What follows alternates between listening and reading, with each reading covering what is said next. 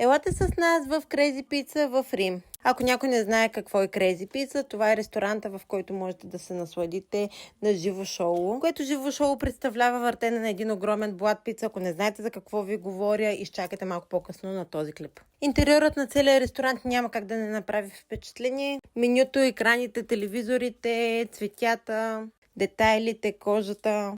Като цяло това е изживяване, което трябва да се изпита. За да посетите ресторанта, трябва да си направите предварителна резервация, като има ограничение от час и половина на престой, но в този час и половина винаги има едно шоу, така че няма да го изпуснете шоуто. Посрещат ни много закачливи и интересни чиники, а това е пицата, която си поръчах аз, калцоне. Когато дойде време за шоуто, ви раздават фойерверки, увеличават музиката и буквално цялата обстановка, целият вайб става уникален. И като казвам уникален, ето ми какво говоря.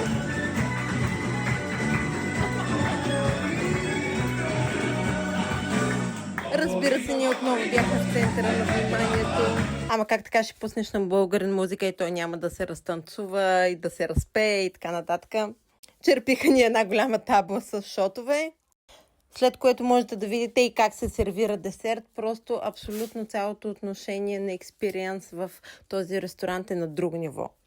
Това е пица с нутела, която правят пред тебе на място. Ако на вас ви харесва дестинацията, можете да я запазите в любима. Ако искате да разбирате за нови и различни подобни дестинации, можете да ме последвате.